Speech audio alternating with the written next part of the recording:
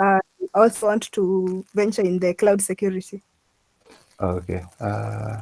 Munjutsu, I know you're here. John, what's up? Hey. So maybe to any of the three, what would you say to the crowd? Basically, what is your attack process when it comes to basically I give you an environment, how would you attack it? To honest, maybe. I think the first thing is basically enumeration. Yep, So just try to determine like what services are being run you're breaking. Honest. before anything else, and seeing and then afterwards you can now determine the approach that you can take. Okay, John. Uh, oh, sorry. Um, yeah, I'd echo what Anne said. It's all about enumeration, information gathering. Um, and then from there, once you've acquired enough info, you can begin exploitation, I guess, and Yeah, system takeover. Yeah. yeah. It's thank you for those. That's what we actually find when it comes to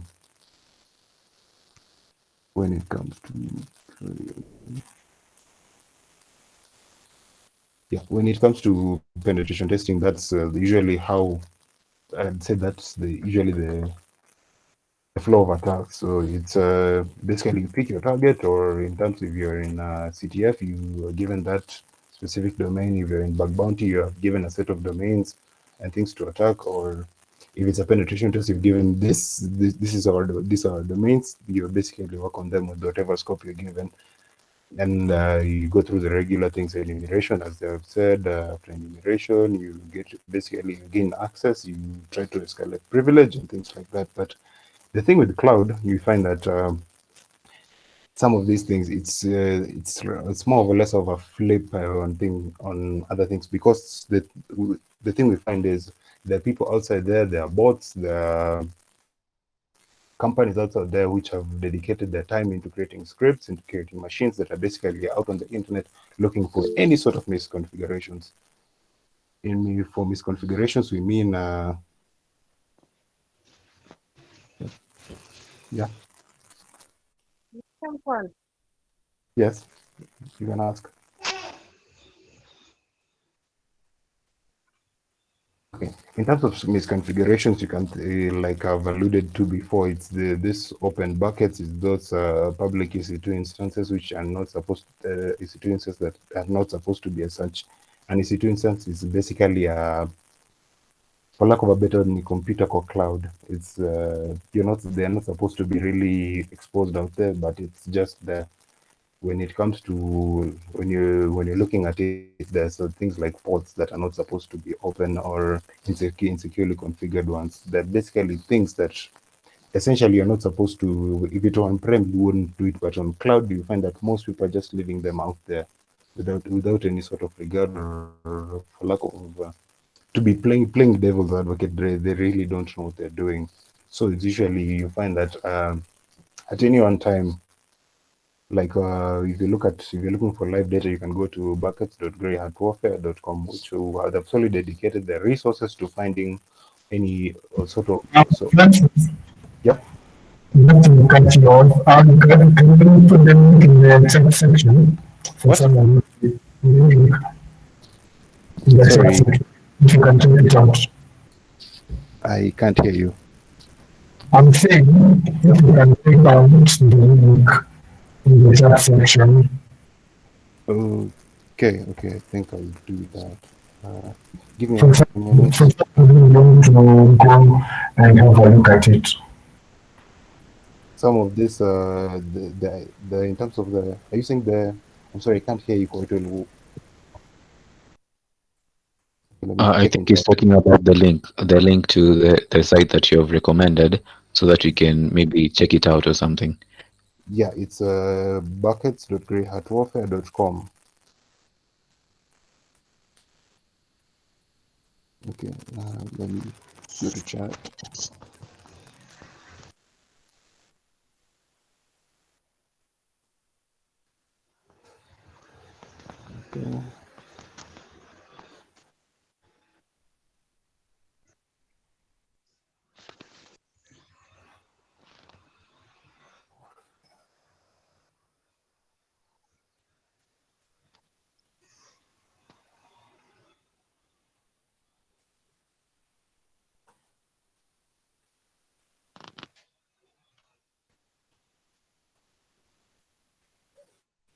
So essentially, the thing we find with this site, you're able to gain, let's say, a real time data into how many companies have exposed how many companies that have exposed their buckets out onto the cloud without any sort of configuration. And there's a disclaimer: what you do with that information is up to you. I am not liable to any sort of thing that may come after that. Okay. In terms of AWS, you can see there are that many sort of open buckets. But the thing with Grey Hat, they really don't discriminate in terms of is this really supposed to be open and this supposed to be closed. In terms of Azure blobs, there's that DigitalOcean spaces, there's that. So the first thing you usually find that it's maybe even with enroll the services of a bot. It goes out on the internet, it finds me that open bucket, it finds me that poorly configured EC2. So for the thing now, I essentially have all of those things to choose from. I pick my target, and with the thing with the cloud, it's basically you're working with the API, so you can be able to make certain APIs to know the state of the basically the state of the bucket itself in terms of permissions, in terms of how many people are supposed to use it, in terms of the actual things that are stored in the guide, in terms of the actual things that are, or rather contents of those open buckets. And if you hit jackpot and you find that it has actual right access, you can be able to upload your crypto mining. You can be able to upload your crypto mining code. So essentially, you're mining Bitcoin on another person's bill. So because at the end of the day, it's their bucket, it's their compute instances, it's their compute resources. So it's on them, but you gain everything. Yeah. And with that, you can be able to find a permissive environment. You can be able basically to essentially escalate your privilege, and you basically have more access in terms of the thing with cloud is it's also tiered. You can find that there's okay, let's explain it better and go further. So that's that. So apart from that, how exactly do these things happen? Like what are the specific things that an attacker would use? There's misconfigurations, there's mismanagement, and there's mistakes on cloud resources. Misconfigurations that would come in terms of the firewall your firewall rules that you chose to work with. It may come in terms of it may come in terms of it may come in terms of the storage, how you choose to configure your storage bucket, and it may come out into what you choose to expose out on the internet. Some of these things are really, really like if I actually show you the okay, if I actually show you the code for somehow some of these things, you'd be actually be surprised. It's like 5 lines of code which ended up costing a company like $400 million over something really simple like a checkbox.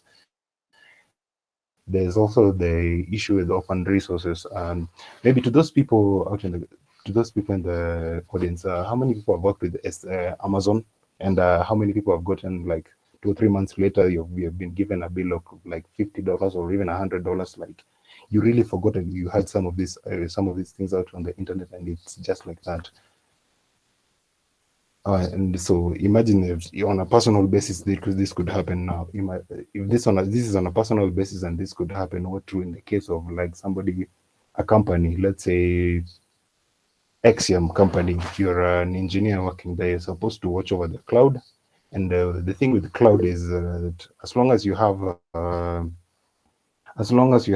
give me a minute. As long as you have a credit card, you can be able to access anything. Yes, Vincent.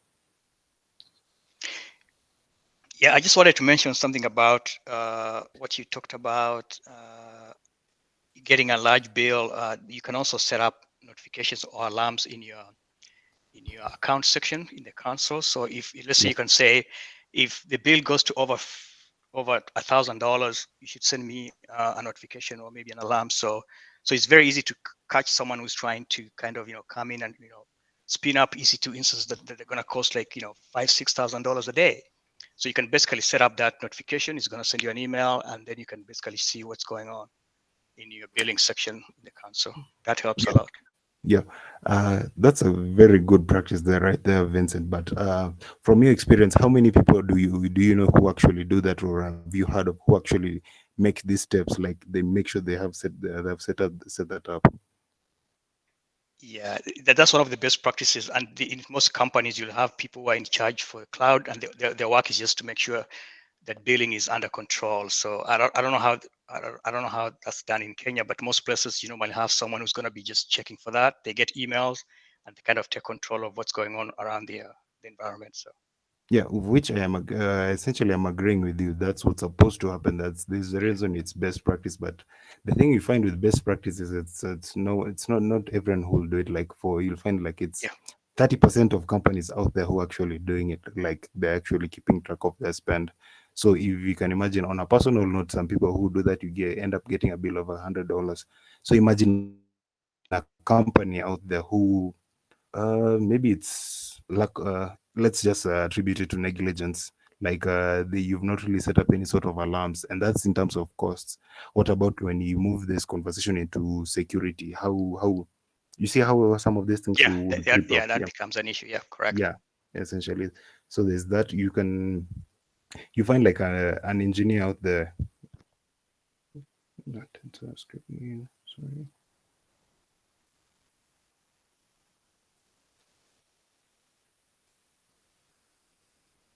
Like an engineer out there, like some of the people we've gotten the pleasure to work with, it's a really small team, like a really small but highly skilled team. So let's say like 5 people who know cloud and who know it on they really know their stuff. Those 5 people are supposed to manage like a company with I'd say 5 million users, something like that, all deployed on cloud.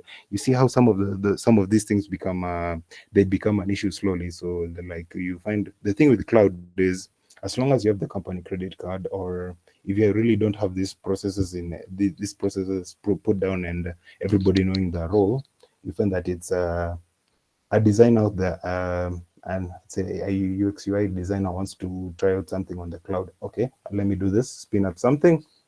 Okay, I have the company credit card, boom, it's up.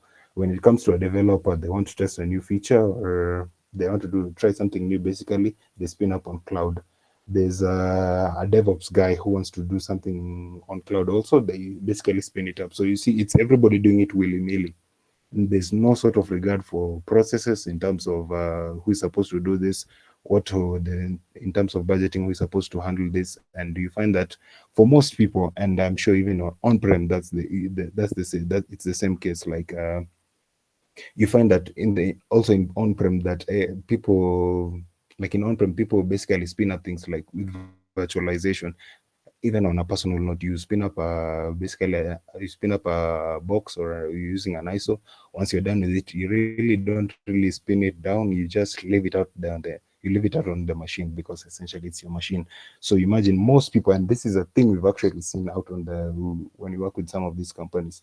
Somebody basically, and let's go back to that developer. They've tested out their code. They've tested out on that new functionality. Rather than spin it down, it's left out there. So you can imagine, like they did it in 2018. They spun it up. They made sure whatever, or let's say they even used it for a prolonged period of time, like 6 months. After that 6 months, they usually it's out of sight, out of mind. So they just forgot it's out there, without any sort of consideration as to how some of these things may come to bite them in the ass, essentially. So it's 2018, 2019, it's still out there. Whatever, they've not really done any sort of upgrades. They've not brought down in their code, or essentially whatever thing they were testing out. It's 2019, still the same case. 2020, 2021, 2022. And there's, let's say that the bot we actually used in our example we used before back, it's out there, it's looking for some of these things. So I find that the essentially the OS they used it was vulnerable. You see, that's essentially somebody who handed me the keys to the kingdom. Through that, I got in. I was able to escalate my privilege, whatever whatever information they stored out there.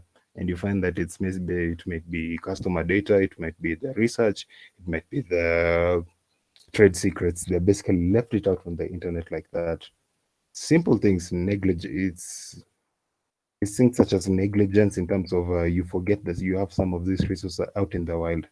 On the next one, it's credential mismanagement. For the bug bounty hunters in the crowd, yeah, I'm sure, not in the crowd and the audience, I'm sure you found some hard coded AWS, let's say the most common is AWS credentials. You found them hard coded into the JS code, or maybe through some. If you go back through the GitHub or things like that, or reviews into something like Trufflehog, when you go, basically that's how I'm plugging the.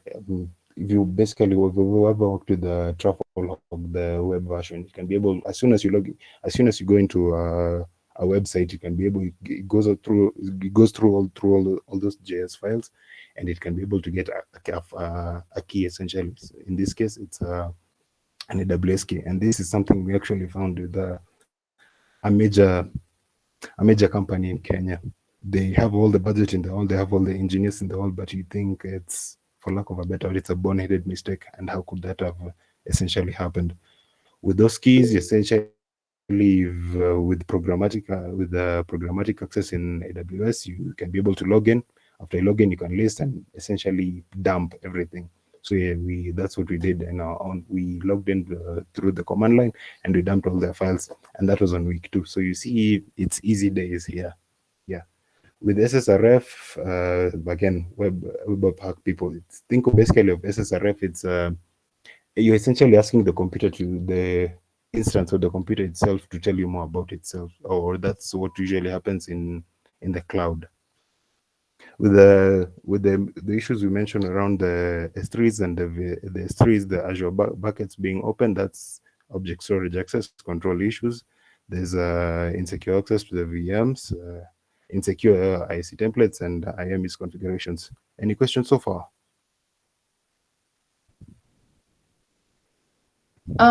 Yes, me. Hi. So on that issue, isn't it where an issue where companies have to review or rather enforce um, access control policies, like if it's an administrator or whoever is in charge of dealing with such, aren't they supposed to enforce the access control policy so you know who has access to what, and you know what permissions and rights you've given them, and you can control that by knowing what designation they have or what projects they're working on.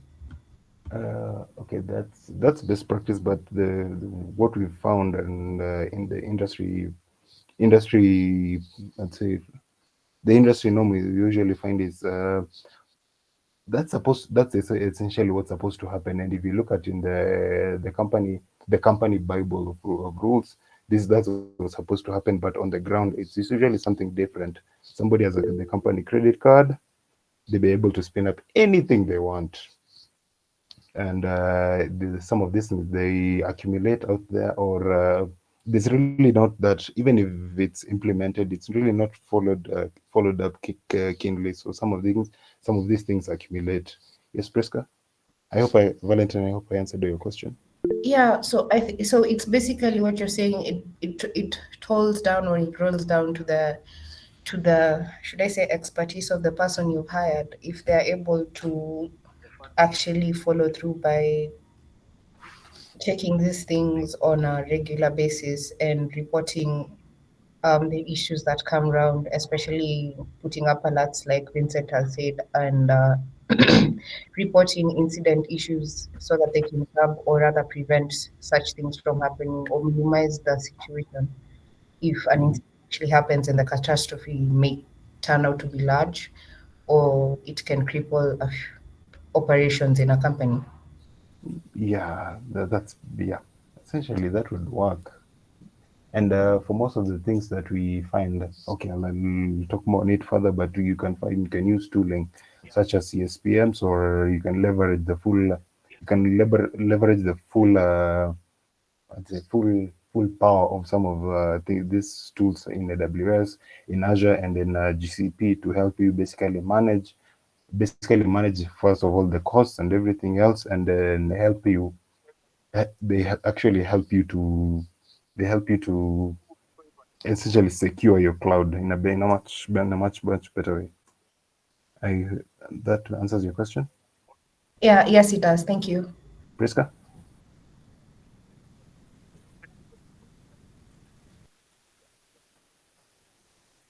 Okay, thank you. Any other questions? Any other comments? Feel free. I'd like this to be more of an interactive session where we learn from each other.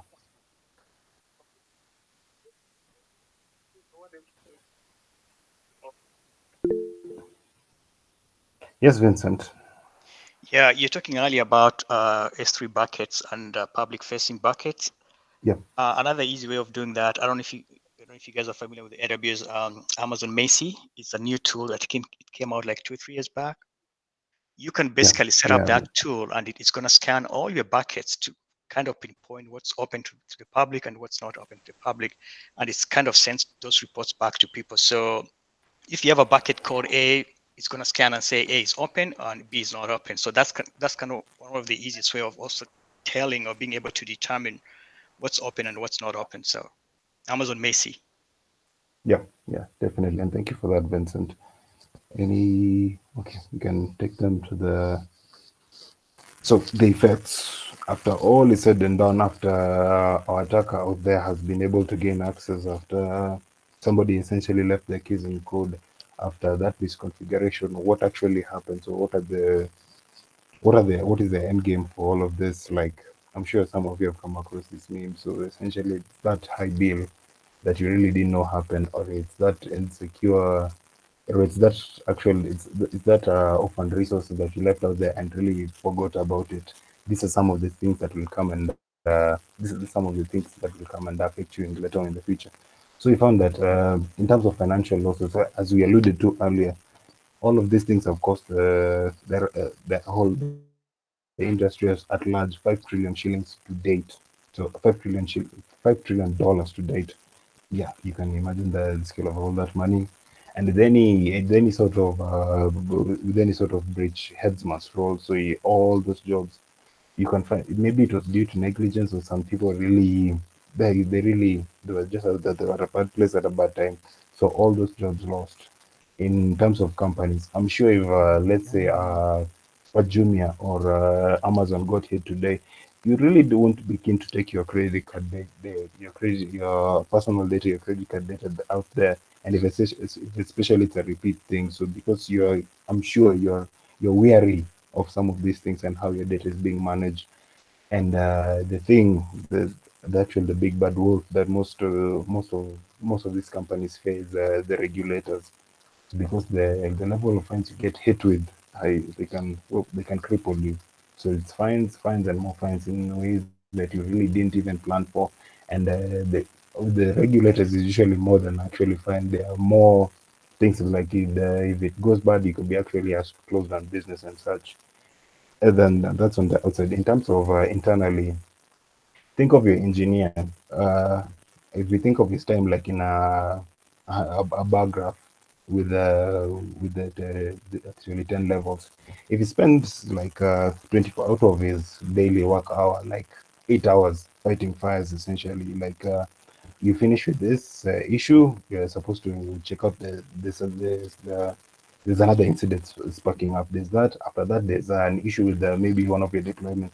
After that, there's some basically those buckets that you left far back. They've come actually left basically for lack of a better word. They've come home to roost. So you find that 90 engineers spend 90% of their time on things that really engineers spend 90% of the times that fires all day. The little time you have, you can't really innovate on it. So you're basically, you can't really innovate, you can't really improve your environment because you're dealing with technical debt. There's a significant demand on the security teams in terms of you're supposed to ID, you're supposed to prioritize some of these risks, because if you're using any sort of security tool, it really it can really annoy you in terms of the alerts that it can bring up, but you have to sift through all of that. You have to prioritize on what you are hitting first, and what you can leave out to the at a later period. Because the thing you find with most of these companies, you're the security person, and you find most of the time the security person in these companies, if you actually work in the industry, that the security people are not really loved that much. Even if you can go to KUT right now, you see that devs really don't have security people. So you're here, let's say Peter is a developer. Peter is a security person. His toolbar has brought up this level of alerts. From his analysis, he's been able to see that these are the issues. If you basically, he didn't do any sort of analysis on those alerts and brings them out to them, the developer goes through all this, and I'm sure not all of people will go through that and see, okay, this guy keeps wasting my time on, he's bringing this, after 30 minutes he'll bring this, after 30 minutes it's that, after 30 minutes it's this. Essentially what I'll do to him is just, they start tuning you out slowly and surely. So your word really loses its effectiveness at the end of the day, which is really not a good thing. In terms of as still think of Peter himself, he's dealing with Exian, the company that we alluded to earlier. The company itself has really refused to invest in any sort of security technologies. The processes are, for lack of a better word, are shit, and things are difficult in that company. And here comes John. Here comes John, a recruiter, basically coming in with more money, to a better company, to a company with better practices, with more budget for tooling and everything else. In as much as you love your work, he'll actually move. So Exium is left with the hole in terms of security, because the engineer has chosen to move on to a better place in terms of himself. And as a practitioner, you can't really blame him. The engineers out here are really specialized, and really competent engineers are really hotcake. Sorry for speaking loud like our parents, but they're hotcakes out here. So you'll actually be attracted to a better deal somewhere else. And he left Exium behind with all those security issues. That is on the cloud, that is on the AppSec and everything else. Yeah. Any questions so far?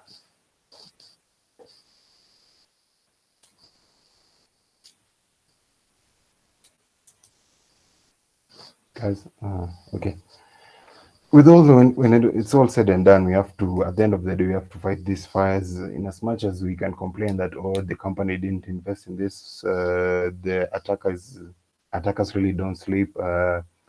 We are a few people as compared to millions and millions of attackers out there. Some things must get done with all the curveballs thrown at you and the cloud security team. Defense is expected at the end of the day. So how do we do it? Short answer is proactively, and let me explain it.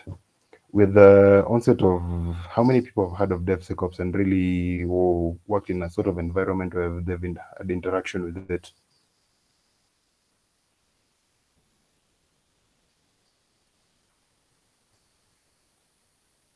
Guys?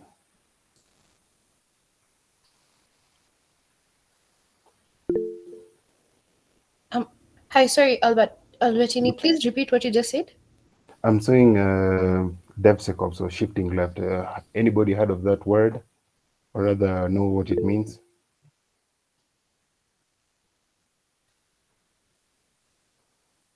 Yes, Vivian. Yeah, it's just it's just a group of developers, security and operation, DevSecOps. That's what you're referring to, right? Yeah. Mostly they're normally like DevOps teams, but then they've added security. I think in the last 5 years, it used to be DevOps before that. So That's really nice. That's actually nice, Vincent. Vivian?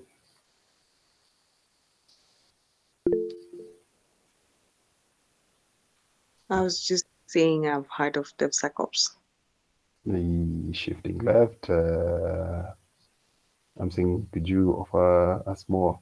Okay. Okay.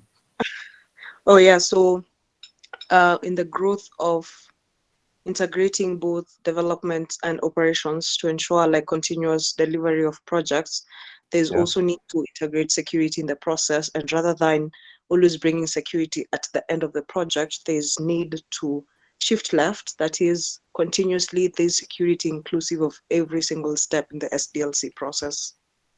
Yeah, actually nice. It's maybe to complement what you said, you are actually trying to shift security as far left as possible. That all the jargon aside, it's essentially how do we bring security as far as the inception process? Because okay, engage with me for a second. We're thinking of there's John, okay, John's brother in this case, the recruiter's brother here. He's decided that okay, I want to build this new application. I want to deploy it on cloud. Think that essentially when it comes up with that it comes up with that idea of a brand new life-changing product, that's in the ideation phase. After that, he has to bring in developers. The rest developers have to chart out some of these things, that they chart out the features, chart out basically what languages and everything, things like that. After the actual code itself is built, he has to go to the operations phase, or rather the this is where you're building out essentially where the application will live, the cloud or on-prem. Or in our case here, we're focusing on is it's on the cloud. Somebody has to build all that infrastructure. He has to bring in somebody who is an SRE, as a site reliability engineer, or operations guys. They have to basically figure out ways on how to bring up a sustainable, secure, and really robust infrastructure before usually it goes out on the internet, so out to the world. So with the thing with security, you have to figure out how, even from the time John's brother actually came up with that idea, how do we make sure that how do we make security the main thing from day one up to the final day? Yeah, I hope that clarifies that. From the company itself, we have to basically have security champions and have buy-in from the basically everyone. Think of it from the board level. The board has to be on board with this idea, because they themselves will provide budget for some of these things. When it comes to the managers and the supervisors and everything else, they have to make sure, or have to find ways to make sure those teams actually have to make in terms of KPIs or AKR, they have to make sure some of these teams focus on security, and have to put in the fine print so that an engineer, whether a software developer or an SRE or operations team, really factor in security. You have to, and the next, you have to have visibility. This is where tools like Prisma Cloud is essentially a cloud security posture management tool. What it does at this in the simplest way I can describe it is, it looks at your cloud environment and in its different components, from your compute instances to your storage to your whatever else that is hosted on cloud. It essentially looks at it keeps inventory of everything. Basically, we know what we've deployed. Think back to the developer who basically spun up things in 2018. With the CSPM, we can actually be aware that, oh, developer X decided to deploy that storage bucket out there. He used a compute instance, then it's essentially still out there. It can be able to see the OS he used. If it's insecure, it can be able to basically bring up an alert showing me that this essentially whatever John, or rather whatever this developer put up is insecure. Essentially, you can decide if I'm still using it or it's off on resources. It can give you suggestions on how to handle it, either bring it down, update it, or whatever you choose to do with it. The next, you should standardize, streamline your process as much as possible. From the example you've given, we've shown that each team has decided, or rather what happens right now, we find that each team works in silos. Security people at the end of the journey. The developers work on the applications, make sure it works, and as long as it works, essentially it's the word itself. They push it onto the security team, and usually you find that it's close towards the deadline of these things. So the security team has a really short time to interact with this application. So if there's any sort of big bug or anything, they have to basically they have to find ways to live with the technical debt. If it's too big, they have to find ways to refactor it. And we see that it maybe the application, the ideation came at, think of it, what from ideation to deployment is the difference of 6 months. So through all that time, there's no point that security had insight into how this application came about. But with DevSecOps, we find that with security put into these different stages, we can be able to reduce our technical debt. So essentially, the dev stage are looked into, alerts are brought up, and the developers are notified of what to do. When it comes to bringing up your resources, or what's the word? You're bringing up you're provisioning your resources. You're bringing up your cloud infrastructure. Where your app will essentially live. You make sure that whatever, if they choose to work with the automation, the templates for that, we make sure that these templates that they're actually using, whatever they do, if they choose to write it themselves, or if they choose to basically get it from the internet from whatever hub. Because for most of these things, there's nothing new under the sun. People have done it before, so essentially you can get that script out there and use it on your own. So once they bring it to your environment, or once they write it, or they write it themselves, how do we make sure that this script that they use, how do we make sure that it's secure? When it comes out to it passes through these two other stages and it's actually deployed, how do we make sure on a daily basis we know that it's secure? There's a sort of when a vulnerability sparks up, how are we notified that, okay, essentially a dependency that you're using has been found to be vulnerable? How do we basically remediate that? The next thing is automate as much as possible all of those mundane things that you do on a daily basis. If it can be automated, please do it. With the exception of a few things, automate as much as possible. Any questions so far?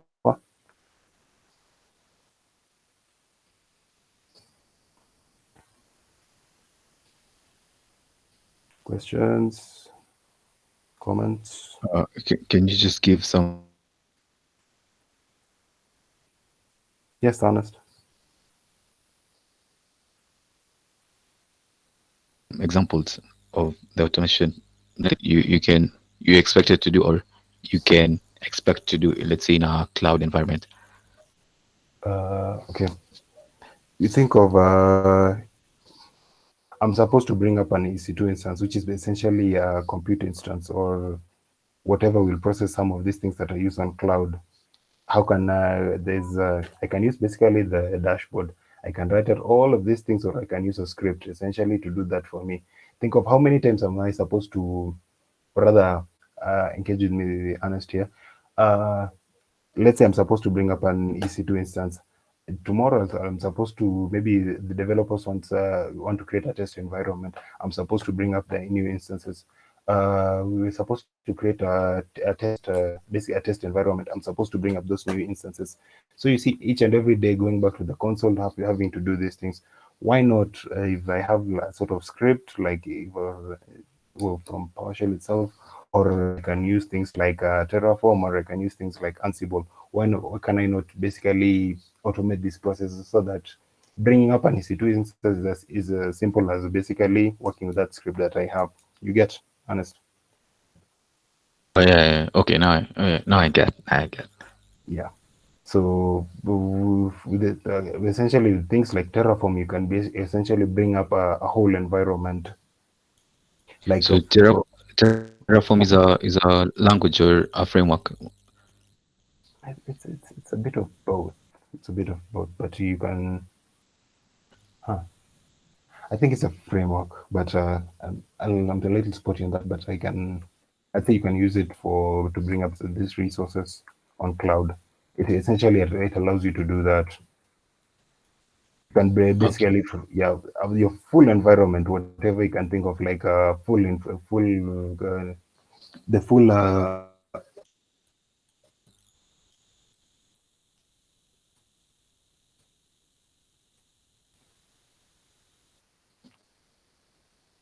the full corporate environment, like for a big company. than having all those engineers do all of that, you can do it with code. Yeah. And automate something called policy as code. You remember a bit back when I alluded to having companies having all these policies, all these rules that you're supposed to do, the do's and don'ts in the company Bible. Well, how can we take it a step further to make sure that on a daily basis or on the production cycle, how can we make sure that some of these things are implemented with some level of consequences if they're not, if the people try to basically work around them. And we introduce basically policy as code. You, all those rules you have, put it in code, put it and deploy it out on the deploy it out on your cloud infrastructure. And you can come up with metrics because with the metrics you can actually show your, in the, let's say in that 6 month cycle, you can be able to show we started at this level, we had this many alerts, we had this many bugs in our code, we had this many issues essentially in our code, and in that 6 month cycle we've been able to reduce it to expand by this percentage. When it comes to that, when a developer is notified of a bug, or the security team finds that bug out in their deployment, basically how fast or can they basically remediate it. That is the MTTR, mean time to repair. How mean time to remediate? How fast can we basically get back to normal working conditions? And another thing is basically get the basics right. In this case, when it comes to your people, when it comes to your processes, and when it comes to your technologies, we find that even for most people, with even with their big budgets, they're still getting hit. Why? We can't really say that it's so sort of people picking on them or anything of the sort. But how are your people? Are you hiring the right cloud engineers? Are you hiring the software developers with a focus on with security? Are you hiring SREs with a keen outlook on security in terms of your processes? Are we in the company culture? Is security really adhered to when it comes to your technologies you buy? You find that for some of these companies, the security team decides they want this. Let's say they want when it comes to even choosing things like antiviruses, when it comes to choosing things like the CSPMs, the tech team know what they want. Basically, the tech is we usually know what we want. We know which tool works for us from a technical point of view, not just this is the new buzzword technology. This is from marketing jargon or anything. We have actually worked with these tools, and we know that maybe what's a proper company name? Afi Technologies does some really good antivirus. We request that when it goes out to the procurement stage, basically they invite bids from different companies, they bring in the different solutions. We find that during that stage, whatever you requested as the tech people and whatever is requested out may become two different things at the end of the day when you get it. So you're getting some sort of, it's really a cheap technology, but it's not really what you need. So are you buying the right tools for yourselves? With as my boss likes to say, with when COVID came, companies weren't really ready for cloud. So we find that for most vendors out there, they decided that it's essentially like on-prem but on cloud. Why not just use our antiviruses? Why not use our technology but shift it to the cloud? And basically tell our marketing people to say now works on cloud. But when you actually take it to the techie or your engineer, they're really frustrated with the tool. So you're finding a lot of frustrated engineers out here because you're working with a tool that really doesn't do the thing you want, or rather doesn't facilitate your job the right way. So how are you buying the correct tools for cloud? Because the on-prem and the cloud, those are two different ball games right there. So you basically buy the right tools for the whatever context you're working with, which is the cloud. And last but not least, you have to work with some sort of GRC something governance, risk and compliance. Basically, when it comes to you're dealing with EU data, there's the GDPR. When you're dealing with this, when you're dealing with the whole, when you're dealing with the healthcare data, there's HIPAA, there's all of those guidance. When it comes to the cloud, there's CCM star, there's cloud security alert, CCA, CCSM. the Cloud Security Alliance Cloud Control Matrix. This is the gold standard when it comes to cloud. Are you basically, when you're provisioning some of these resources, is it essentially, is it what's the word here? Is it compliant with the with that security standard, with all those guidance and everything else? Because that's essentially where that's where regulators will get you, and that's where the fines and everything comes from. So with all of these things that we've noted on in terms of defense, there's infrastructure as code. Interesting figure that we found that it's we're able to reduce by in terms of cloud risk, cloud misconfigurations, teams have been able to reduce whatever they were finding from doing it manually and shifting to IAC by 70%. So you can say basically you are getting 1,000 alerts when you're working with manual. With this other one, you're getting close to 300. It's really something to write home about. You're able to have your developers are essentially able to have much more time to innovate.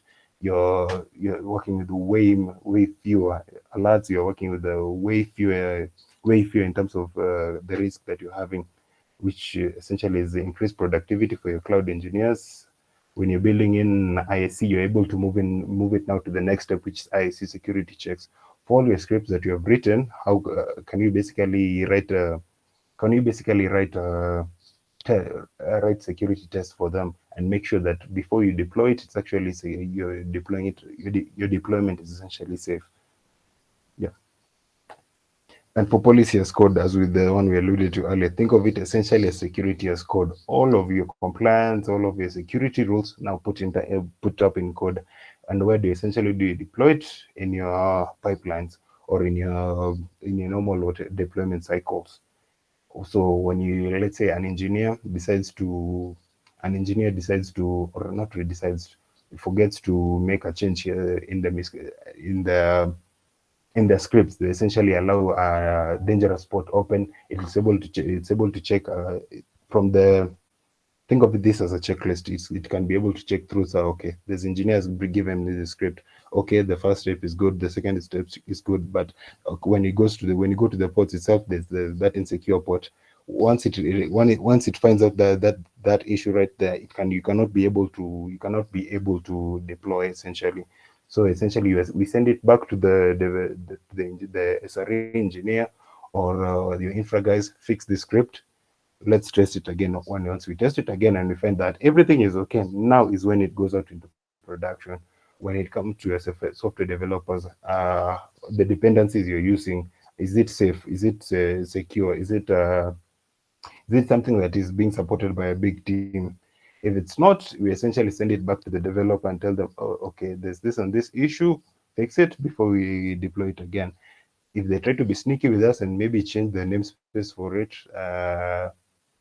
which is something a tool called Sonatype can be able to catch some of these things. Basically, you're trying to change the name to try to evade essentially our security checks.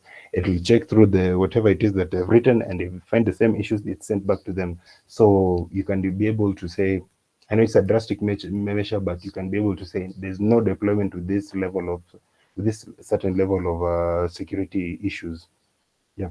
A tool you can use for that is the Open Policy Agent, which can be essentially through things like if some of you have worked with Kubernetes, there is a tool called Kivano. You can be able to, on an actual practical basis, you can be able to plunk in some of this essentially security as code.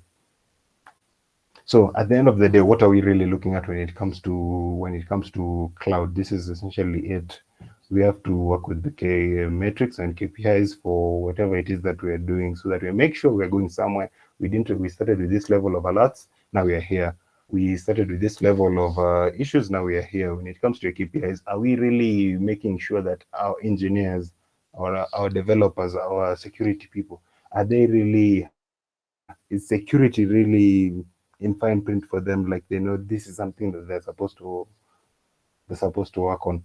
In terms of your application and workload management, is it being done in the right way? In as much as you're automating it, are you doing it in the right way? Your CD pipelines, are we implementing it, and are we doing it in a safe and secure way? In terms of your costs and everything else, are we are we working as optimally as possible? Are we using whatever it is that we only need, and are we bringing down those resources that may be an issue to us? And I'm sure people who we've been able to, if you work with people who are supposed to report to the board level people, you have to have your reports, you have to have your visualizations, you have to have a dashboard where they can essentially see in simple, basically, for board people, how when you interact with them, they essentially know what the bottom line is. Is the tool working for us? Is the security investment being put to good use?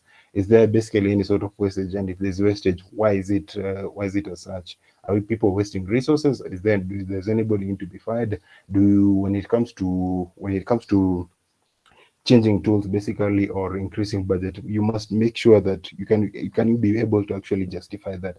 We need like, let's say, an extra $1 million for this new security tool, an extra $1 million for this new, we want to buy into this new technology, which will help us to improve. Can we actually have I'd say, a trail for how we are spending the money, and how we expect to how spending more money will essentially improve the company? And especially, do we have proper communication channels in our reporting? And in summary, or long story short, sorry, the cloud is where the world is heading to. Many companies may try to resist as much as possible, but for all the things that they're resisting, cloud will actually save them a lot of money. There's a lot of flexibility. There's a lot of services that can be actually tailor-made for what they want, and how they can use it in a very nice way. We can move them from monolith to microservices, which, if you're able to work with companies who work with more microservices, it's a really, really nice experience. Even with all of that said and done, we need cloud security needs to be given the respect it deserves. It really needs to be at a board level. We need to factor it in on a daily basis. We need to find our practices and improve them, and to make sure it's a priority for everyone. And lastly, embrace DevSecOps practices and shift security as far left as possible, which you'll find that at the end of the day, rather than spending all our time in the after tests, we are supposed to solve all of these issues. Why not from a proactive point of view? Why can we not essentially build processes, build technologies, build teams who basically put security first and make sure that it's secure from the onset? So at the end of the day, we have more time to do whatever we want. Yeah. So thank you guys. That's been my time. If you want to reach out to me on LinkedIn, I'm Albertini Francis, and on Twitter, Oli the Techie. I leave the floor to questions from the guys. Any sort of concerns, any sort of things that you wanted to basically answered at this point. I'm all ears. Yes, Janet. So thank you, Albertini, for your presentation. I just had a question. In all the incidents that you have mentioned, especially on the client side, it all narrows down to the human factor. For example, mistakes such as open buckets, accessible secret keys. In any of your security analysis, have you found any incidents whereby it's the fault of the AWS infrastructure that led to a security breach? Personally, no, but industry-wise, I've heard of a few things that have led to that. But at the end of the day, before it's a business proposition. So AWS, Azure, or any other team will make sure that whatever product that they're giving to you is as secure as possible. So it's actually on the consumer to make sure that security is actually down. For lack of a better word, it's really implemented and adhered to on a day-to-day basis. I hope that answers the question. Yes, thank you. Yeah.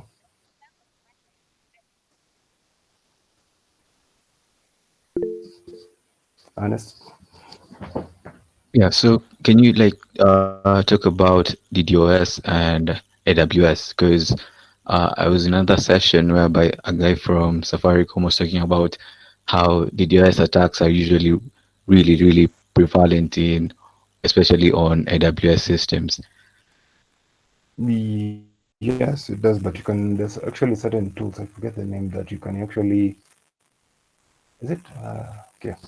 I forget the name right now, but you can be able to basically, you put in some of these you can put in some of these technologies and some of these practices that can be able to essentially anticipate for that and block it at that stage.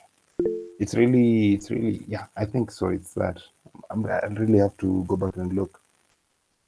But essentially, it's the tooling. There's how you design your systems, and essentially the tooling that is available to you. And you remember the tool that I told you about, Prisma Cloud. It's able to work with some of these issues and be able to block them. But if you're on GCP, the best CSPM or the best security tool in terms of cloud, it's Palo Alto's Prisma Cloud. It's actually a very fantastic tool. Maybe if Fraser decides to invite me on another time, I can be able to essentially show you around the tool. Anyone?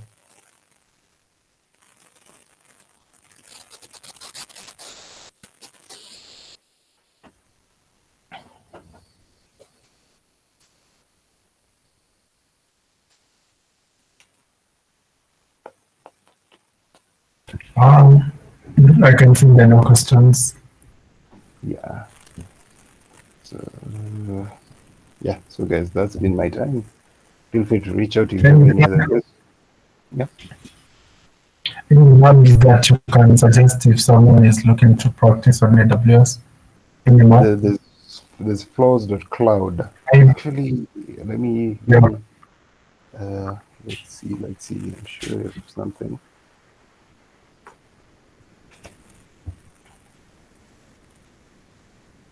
Give me a minute, please.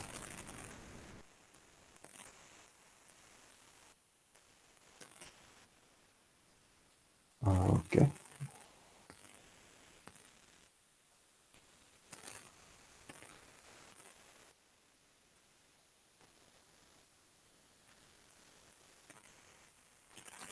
Can you guys see my screen?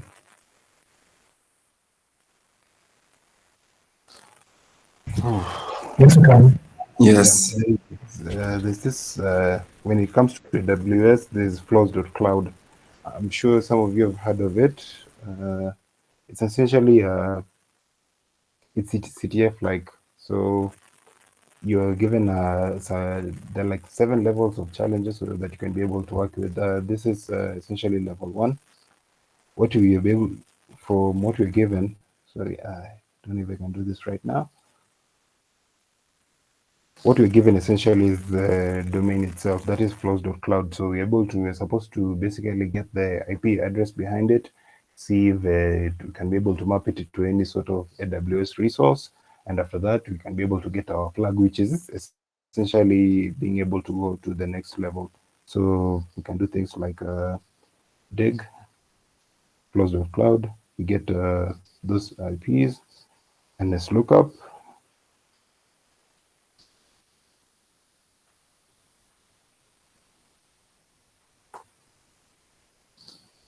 We can able to see that, sorry for I'm doing this in a rush, but we can essentially be able to see that this is an S3 bucket. Essentially, it maps to an S3 bucket. So if we take this, okay.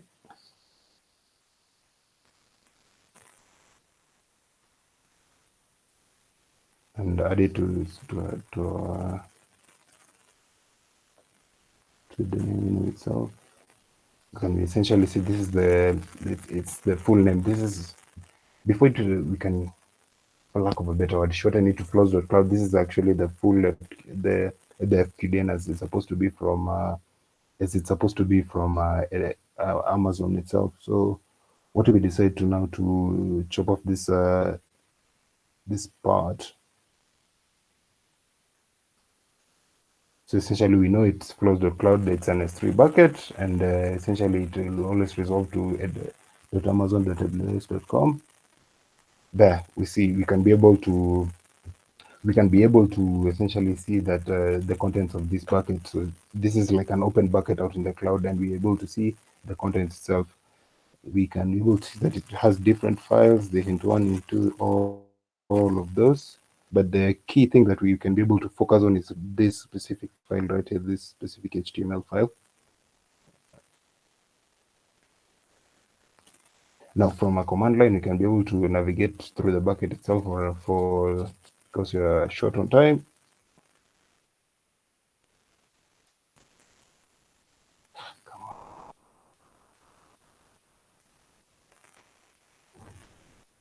So it's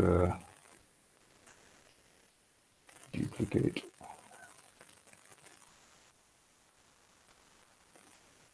Essentially navigate to this specific this specific page itself, which is the secrets dot whatever that.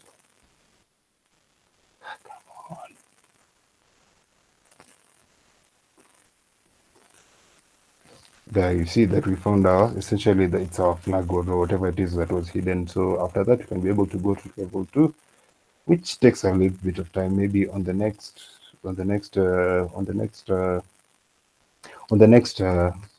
if Praise invites me back on the next what do you say presentation, I can be able to show you more on this. So if you're looking in terms of there's a in terms of AWS, there's a flows.cloud, there's AWS Goat, which is provided by INE. When it comes to GCP, there's Thunder CTF.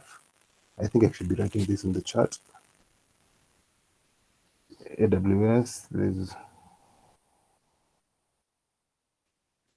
AWS Goat. Yeah, thank you for that, John. But you have to essentially gain some level of traction, isn't it? Yeah. Yeah, but when for most people, they're still learners and things like that. So think like a flows.cloud, you can essentially start. Yes, Davis.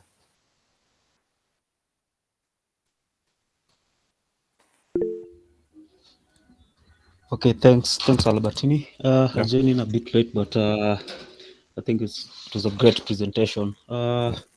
So my question is just around how can we enable engineers as security, just enable them to innovate faster, but innovate securely as they go along, because you may find that most organization is when they are transitioning. Transitioning.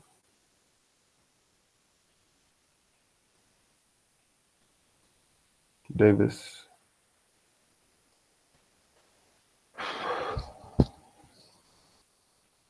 You seem to have gone silent, Davis. Guys, can you hear him? Yeah, we can hear you. Davis, if you don't mind repeating your question.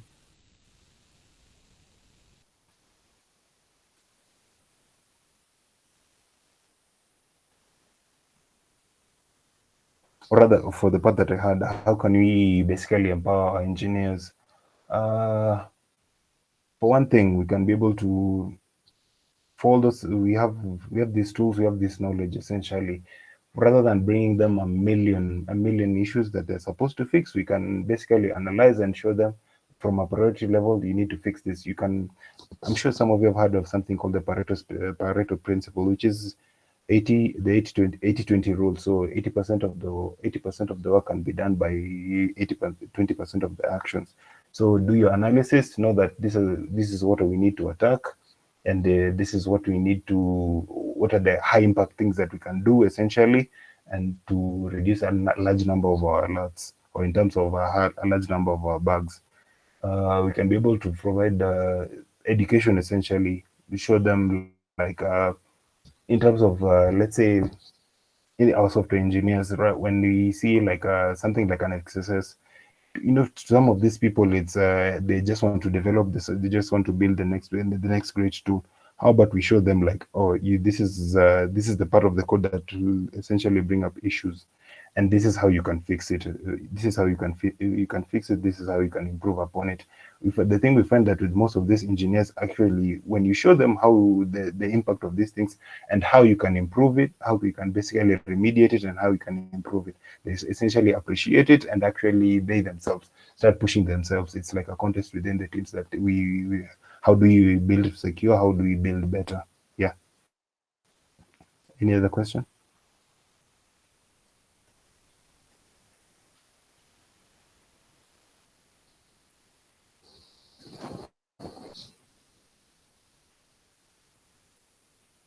It can even go to questions on DevSecOps. You don't have to restrict it to cloud security.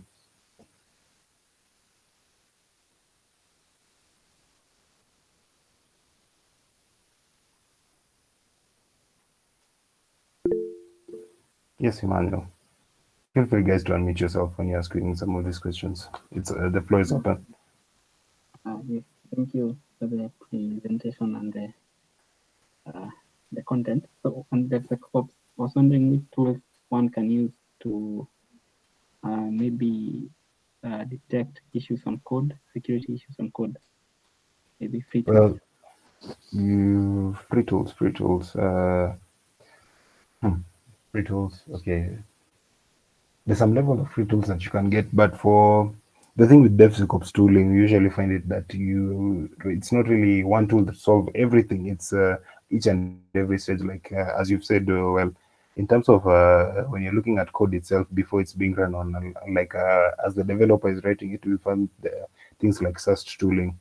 You can work with things like sneak code. You can be able to essentially scan through a code and see, okay, there's this issue, there's this issue here, there's this a good thing that we found with Sneak itself. It's like it'll show you, okay, you've messed up here, but this is how essentially you can improve it. This is how a better suggestion of how we can do it.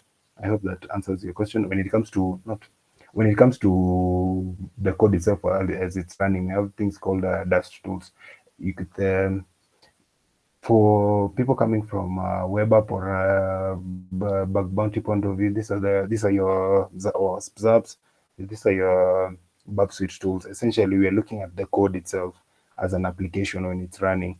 Okay, so we might meet some issues when it's static code itself, but when it's running, we're able to pick up on certain issues and how basically how can we improve upon them. Yeah, I hope that answers your question. Yeah, thanks. Yeah. But some of this, it's you can start from the basics. There are a lot of resources out there. Uh, uh, there are a lot of resources out there in terms of DevSecOps. You can basically able to pick up a tool. You can be able to pick up a tool when you're working with it from your. You can be working with it from your in your environment. You can be able to pick up some of these tool skills and everything else, and how you can improve yourself. Yes, Davis. Okay, so just another question. Don't you think Yeah. it's a bit of a challenge to the engineers in that they are trained just to write code, but when they come now to the real world, there's a bit of a challenge to ensure that you also fix issues in code. So don't you think this challenge begins during the training that happens maybe in the colleges or even the institutions that teaches them how to write code?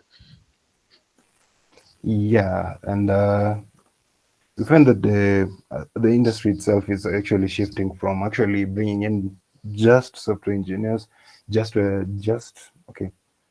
I'm usually when I say just, I'm just saying that they know this and they know this on this thing only.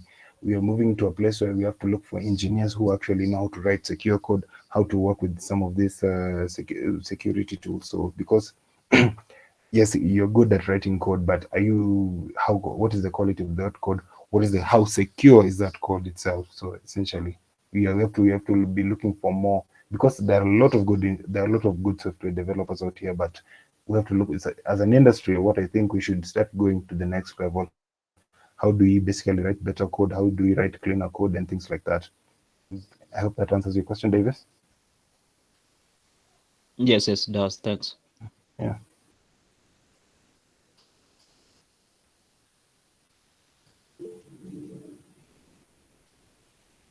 Yeah, thank you for that, Jacqueline. Sneak, essentially Sneak. It has a think of Sneak as an all-rounded tool. You can attack it from a code point of view. You can attack it from once you're writing that code, there's Sneak code. When you're writing your, remember when I said automation? When we're working with things like Terraform or any sort of automation tooling to bring up your cloud environment or cloud resources, there's a Sneak ISC. It can be able to scan through some of those. It can be able to scan through some of your scripts that you're working with. When it comes to the build stage, essentially you have your code, you have your dependencies, you have the base image itself. The base image, think of it as just like an OS that you're supposed to plunk all of these things tools. Okay, Valentine. Yeah. Thank you. When you basically brought on all of these tools, like your code, there's the code itself, there's the dependencies, and there's the base image itself. When you bring them all together, they basically create your that is your image. Is it container of your image itself? After that, you can be able to scan through all of those things, because we find that at the end of the day, like when you work with log4j, log4j is essentially a dependency. One day it was secure, one day it was safe and secure to work with, the next it was vulnerable. So how do we make sure on a daily basis we know some of these things that are being scanned? So at the first stage, you'll be able to work with things like Sneaker open source. Yeah, scan through that. Any other questions?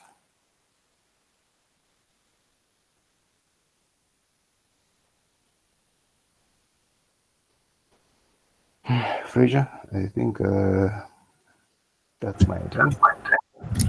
Yeah, thank you so much, Albertine. That was a great session. Hope you guys can hear me. Um, yeah, I'm looking forward to continue this conversation also on the various channels for HackTheBox Kenya. So that's the Discord and other platforms. So in case you have a question, probably later on as time goes by, do feel free to ask. Guys will always be ready to assist each other. Yeah. Probably just to make announcements before we head out. First things first, the various platforms, kindly follow us on the various socials. That's Instagram, Twitter, and YouTube. Hack the Box Kenya. We'll be posting all the recordings on our YouTube channel, and any announcement will not be officially made on the Hack the Box Kenya Twitter and Instagram. Yeah, probably see you in the next session. We'll be continuing the cloud security talk with Vincent.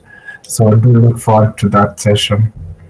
And we also have the starting point mornings led by John Collins. So if you are still trying to get along with the Hack the Box platform, then how to go about it, join John Collins on every Monday till we get to finish the starting point series on Hack the Box. Then next week we'll be having uh, next Fridays, so we'll be having a live walkthrough next Friday. So look out for that. Yeah, looking forward to the next sessions. Thank you guys for joining, and good night and great weekend. Thank you guys. Feel free to reach out on my socials. I'll be able to answer any of your questions. Bye and good night.